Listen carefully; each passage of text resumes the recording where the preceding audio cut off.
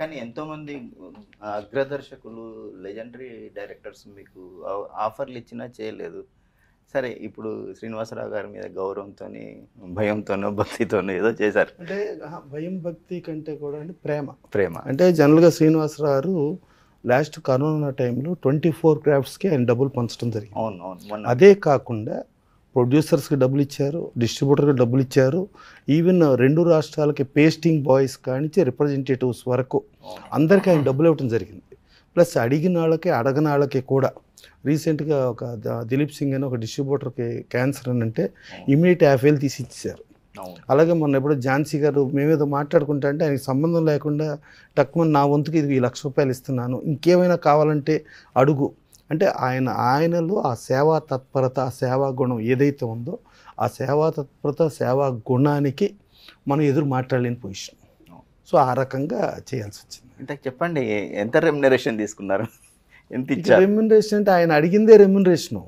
Okay, మనం ఆయన cinema చెయ్యి అంటే అదే ఇంకా దాంట్లో ఇంకో డిస్కషనే లేదు, ఇక ఇంకేం లేదు. ఇక్కడ ఇప్పుడు వీళ్ళందరూ ఇక్కడ ఉన్న ప్రతి ఒక్కళ్ళు కూడా ఇక్కడ రెమ్యునరేషన్లో ఇంకోటి కాదు, ప్రాణం పెట్టి ఆయన ఏ టైం అంటే ఆ టైం. అంటే యాక్చువల్గా నాకు మార్నింగ్ 5కి లేవటం అంటే చాలా కష్టమైన విషయం. నేను పడుకునే టైమే 5 అవుద్ది. ఈయన కోసం 5ంటికి లేచి వచ్చి రోజు లొకేషన్లో ఉండేవాళ్ళం. ఓకే. సో ఇక అంటే ఆయన సేవా తత్పరతకి అందరూ లొంగారు. ఆ సేవా తత్పరతో ఎవరినైనా ఆ ప్రేమతో లొంగ తీసుకోవాలి, కానీ అధికారంతో లొంగ తీసుకుంటే ఎవరు లొంగరు. సో ఆ ప్రేమతో ఆయన లొంగ తీసుకున్న దానికి, ప్రేమతో ప్రతి ఒక్కళ్ళు కష్టపడి పని చేసిందే ఈ రికార్డ్ బ్రేక్ అనే ఒక అద్భుతమైన ప్రాజెక్ట్ అండి. ఓకే. అయితే ఈ బోని శ్రీనివాసరావు గారు ఇచ్చిన బోనితోని మీరు ఒక మంచి యాక్టర్ కావాలని మేము ఎదురు చూస్తున్నాం.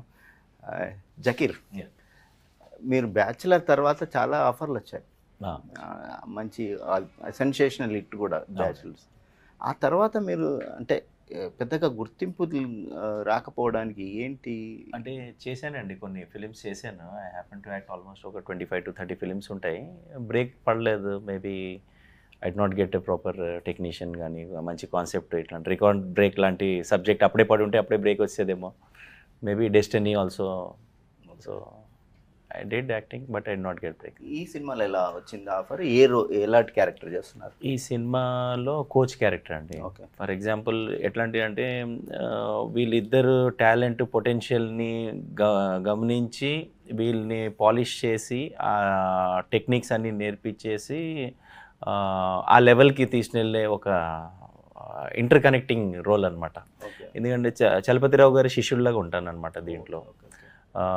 ఆయన ఒక డ్రీమ్ ఉంటుంది, టు గెట్ దిస్ రెజ్లింగ్ కాంపిటీషన్లో ఇండియా ఎప్పుడైనా టాప్ లెవెల్ వెళ్ళాలని చెప్పేసి ఒక డ్రీమ్ ఉంటుంది ఆయనకి, which he could not attain. So అది ఆయనకి డెస్పరేట్గా ఉంటారు, నెక్స్ట్ జనరేషన్ కన్నా మనం ఆ రేంజ్లో తీసుకెళ్ళాలని. అట్లాంటి టైంలో సబ్జెక్ట్ రన్ అవుతూ ఉంటుంది. అట్ ద సేమ్ టైం ఒక సిచ్యువేషన్లో I find out that these 2 people can ఆ రేంజ్కి వెళ్ళే క్యాలిబర్ ఉన్న వ్యక్తులు సార్ వీళ్ళు మనం కరెక్ట్గా టెక్నిక్స్ అండ్ ఇది నేర్పిస్తే definitely they will make it very big అని చెప్పేసి గమనించి then we do training and all these things to that. So ఆ రోల్ అనమాట. It's a very good and exciting role. ఇట్లాంటి రోల్ నాకు ఇచ్చినందుకు సార్కి నేను చాలా I'll be always dedicated and thankful for rest of my life. ఎందుకంటే నాకు తెలిసేవరకు ఈ రికార్డ్ బ్రేక్లోనే ఉంది, అందరికీ ఈ ప్రాజెక్ట్ తర్వాత అందరికీ బ్రేక్ వస్తుంది అని చెప్పేసి చాలా కాన్ఫిడెన్స్తో ఉన్నాం అందరం, లైక్ ఫ్రమ్ ద డే. ఎందుకంటే కొన్ని ఫిలిమ్స్ వర్క్ చేసినప్పుడే ఒక 6th సెన్స్ అని ఒకటి ఉంటుందండి. ఎనీ ఫిలింకి, సక్సెస్ఫుల్ ఫిలిమ్స్కి వర్కింగ్ అప్పుడే తెలిసిపోద్ది, పాజిటివ్ వైబ్స్ అన్నీ ఉంటాయన్నమాట.